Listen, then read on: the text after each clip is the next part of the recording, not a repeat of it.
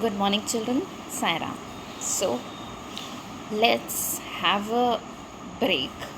Break from the formal introductions, break from the complications of the study, although we cannot take. Okay, children, just tell me one thing before going through the studies, the lectures. Tell me one thing. How do you find this pattern of online education, online classes? Do you like it? I hope some of you must be liking, some of you must be disliking. But the fact is, this is another way of teaching. This is another way of learning. In school, you all feel free, isn't it? You all feel free that if suppose you have not done the homework, you have your friends with you to help you out with the homework. If you have a doubt, and even if you are not able to understand, to with that doubt you are not able to clear that doubt with the teacher, you have your friends with you, isn't it? Your friends who are actually helping you thoroughly and throughout. They help you with your maths homework, they help you with the revision homework, your English make sentences, finding the meanings of the word. In Sanskrit also making sentences on Hindi and Sanskrit, making sentences on your own, right?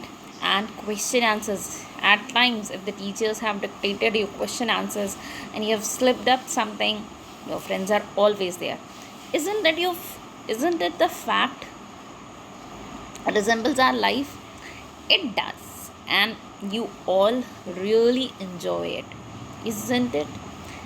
Am I speaking wrong? No, I am not. I know.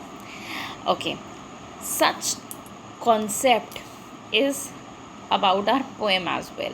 This is the concept of the poem today we are going to study. Read first, then we'll study. That is where the mind is without fear. That is where we do not have any fear.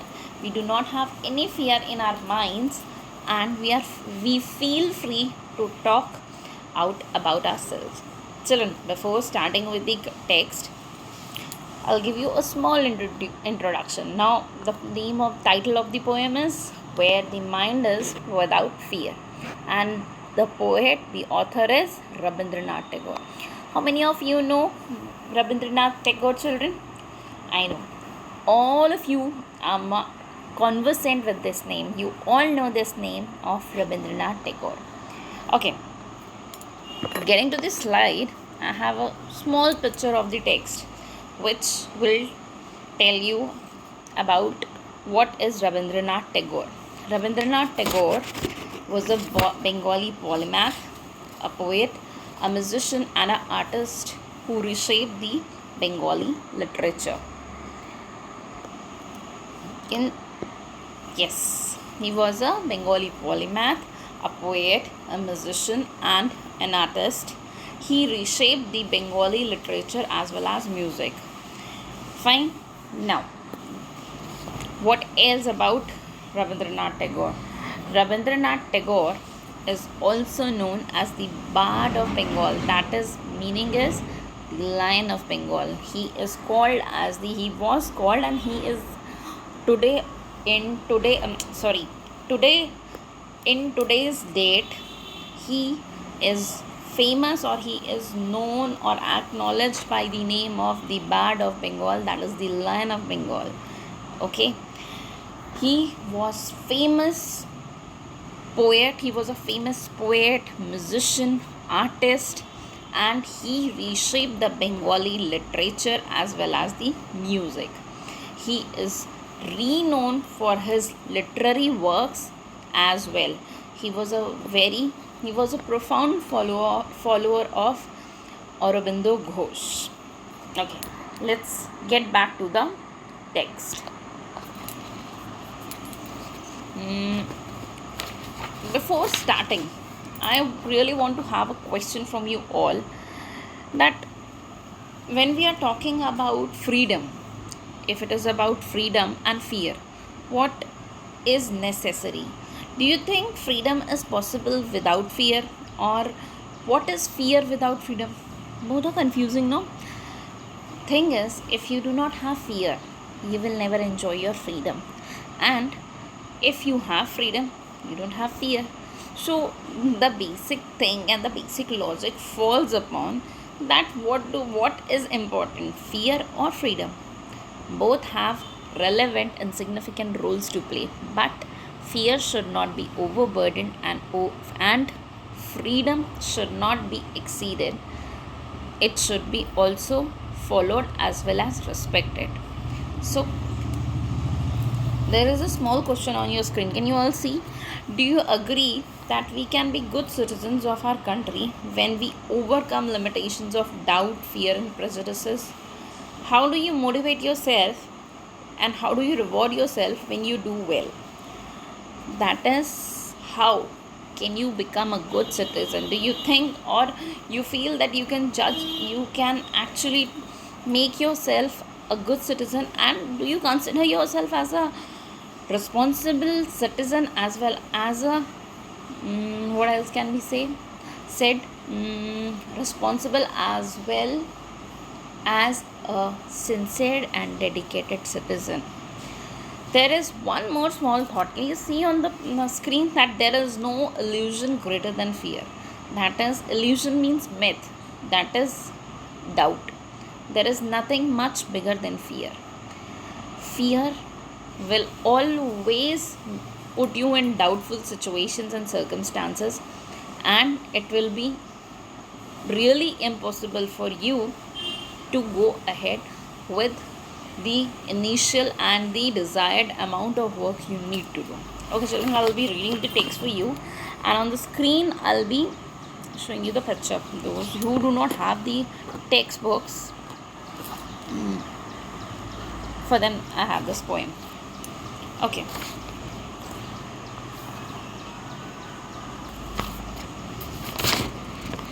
let's start with the poem.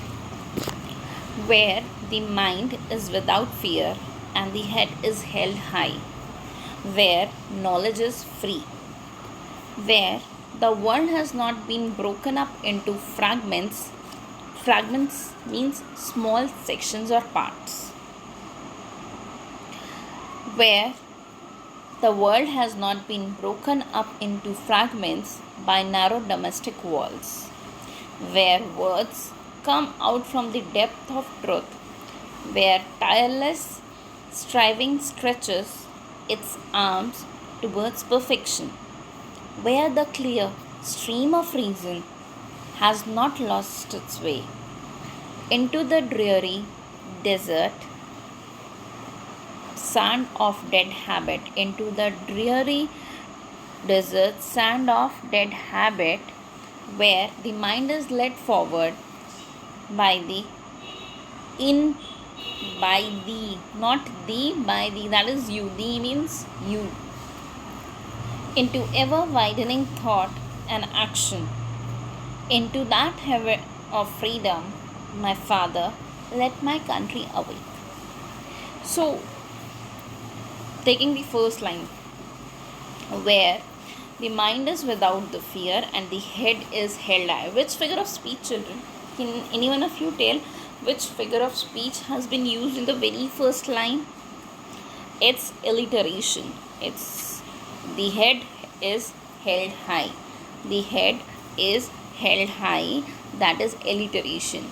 Alliteration is the figure of speech in which the repetition of one consonant, one alphabet is prominent. It can be HHH, it can be GGG, it can be MMM.